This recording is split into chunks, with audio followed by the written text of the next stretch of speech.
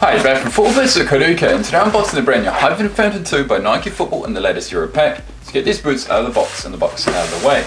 So with the previous Hypervenom 2 football boots, utilising a stiff Nike skin upper, Nike have reverted back to the Hypervenom 1's Nike skin upper, which is much softer and more flexible, but more on that later in this video. Design and colourway wise, Nike have applied a super modern Volt yellow colour to the entire upper, with additional touches of black, hyper turquoise and clear jade seen on the upper and sole plate. The design team plate follows the Radiant Reveal design, with the three colours used on the sole plate for a modern look. In this case, Volt yellow is seen at the heel, hyper turquoise colours the midfoot, and clear jade is seen at the toes. The same clear jade is used on the Euro 16 Team Pro Legend 6. So I'll bring it closer so we have a closer look at this design.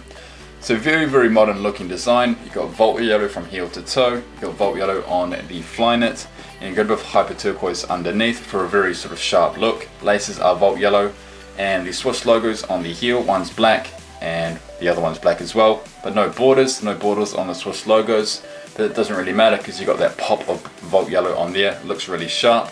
Of course, you've got this zigzag pattern, Volt yellow, hyper turquoise and clear jade on the zigzag pattern, and that transfers onto the sole plate. You've got Volt yellow, hyper turquoise and clear jade. Overall, very modern looking boot. I'm definitely a big fan of this boot, and it reminds me of something like the Hypervenom 1 Volt purple boot, which was one of the last. That was the Intense Heat pack. It was launched as part of the Intense Heat pack by Nike Football. It was one of the last ever Phantom 1 boots. So as I mentioned earlier, the brand new Phantom 2 colorway has switched back to the original Nike skin upper used on the Ranger's first generation. The material in hand is much softer and flexible than the original Phantom 2's Nike skin.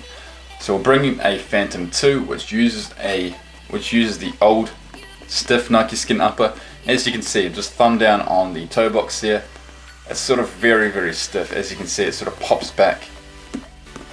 It's very sort of stiff material for a fly knit boot. And I'll bring in the Phantom 2, the new one. As you can see, it's sort of flexible, it's soft. It's going to really follow the natural contours of your foot.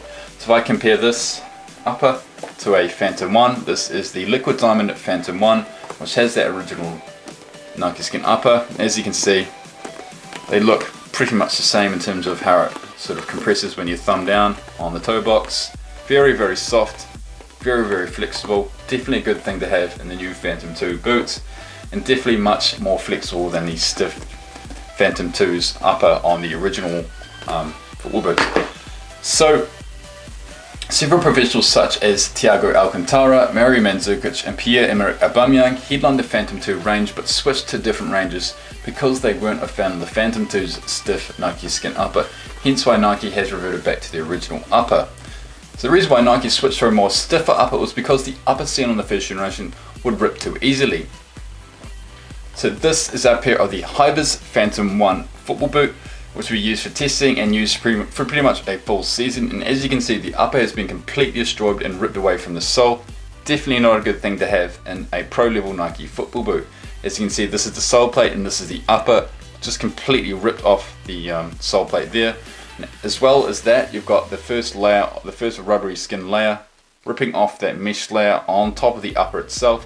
So you've got two problems here, sole separation as well as the actual first layer ripping off of the mesh like that.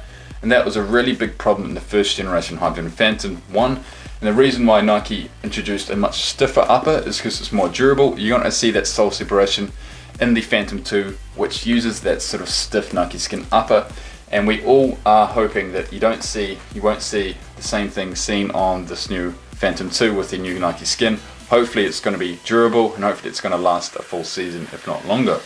So the Phantom 2's upper is the only collar boot to not use a fly knit upper. The upper used is very soft and flexible and utilizes a rubbery honeycomb texture, adding a bit of grip on the ball compared to the original fragmented texture of the Phantom 2. So the Phantom 2 has sort of fragmented texture, and in hand it's relatively smooth. You're not going to get a great deal of friction when striking the ball. It will help a little, but on the new one it's really sort of rubberized, it's much grippier. And yeah, again, the sort of fly-by cables will help with a bit of friction. Fly-by cables are both on these boots as well. If we bring in the original Phantom 1, it's a really rubbery sort of texture on top is one of the best things about the Phantom 1. Now the Phantom 2 has that same upper, so it's a really good thing to have in the Phantom 1, and it was a really good thing to have in the new Phantom 2 boot. So as I mentioned before, fly-wire cables on both the lateral and medial sides of the boot merge with the laces and dynamic fit collar to lock down your foot into the shoe, so the overall fit will be much more responsive than the original Phantom 1 boot. So again, I'll bring the Phantom 1, has no fly-wire cables whatsoever. It's just got a very minimized internal cage. I don't know if you can see it, and that's all you had in the midfoot. It was very loose in the midfoot in the Phantom 1, but the Phantom 2, you're going to be a bit more locked down. The collar and the flywire will actually help to lock down your foot into the shoe, so it can be much more responsive than the original Phantom 1 boot. So for extra lockdown, the dynamic fit collar firstly on the Magista Obra is used on this model. It wraps the ankle and Achilles region, providing the wearer with a more responsive fit and feel. So really all it does is wraps the ankle and just provides a sock-like fit and feel around that region, and it really merges with this Nike Skin upper, providing a very responsive fit in the midfoot, a very locked down fit in the midfoot, and it merges with the sole plate, so you're going to be very locked down playing experience. It's one of the hardest features to get used to in a pro level football boot. Several players like Harry Kane and Wayne Rooney actually prefer the low cut design of the Hypervenom finish, which is also a pro level football boot. So that's definitely available if you want a traditional fit. Again, the all conditions control coating is applied to the upper for a more consistent touch in all weather conditions. You see the ACC symbol there. So it's that all condition control technology. It really just provides wet weather control. It's going to provide a consistent touch in all weather conditions, especially wet weather conditions. So offset lacing is again used for a larger striking surface, making it great for strikers and wingers who like to shoot often. Someone like Neymar, a left winger who likes to cut in and uses right foot for long shots as well as free kicks, it's going to be very good for that. The lacing system is towards the lateral side, so you have a larger medial side, and this is pretty much where you strike the ball for shooting. It's going to be very seamless, very rubberized, and it's going to be very good for shooting. The sole plate uses the same split toe design seen on the first generation Phantom, but is made to be much more flexible, which I feel is a wise decision. And of course this is the AG version of the Phantom 2, which uses an array of conical molded studs from heel to toe for adequate support and traction on artificial ground surfaces. So on the heel you've got conical molded studs, and on the forefoot you've got conical molded studs. Do a really good job of providing an even traction and even out the stud pressure on those 3G artificial ground surfaces.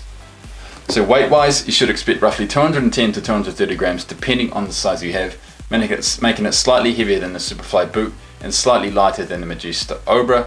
Definitely not a heavy boot by Nike, and definitely not a super lightweight boot by Nike. Sits in that middle range. Fit and sizing wise, you should definitely go true to size, and yes, this is a much better suited football boot if you have wide feet. It's not the widest of Nike's collection, but it should fit any foot type quite easily. So first impressions, I feel Nike have improved the Phantom 2 by reverting back to their softer and more flexible upper, which should provide the wearer with a bit more grip on the ball as well as a bit more comfort. You may even see Neymar switch back to the Hypervenom range now from the Mercurial range. The flywire cables and dynamic fit collar lock down your foot into the boot for a very responsive fit and feel. It competes with Nike's Mercurial Superfly 5 as being one of the most responsive boots on the market. Again, the dynamic fit collar is a feature which may take some time to get used to. You also have the low cut option on the Hypervenom finish, as I mentioned before, available as well. It's also a pro level boot.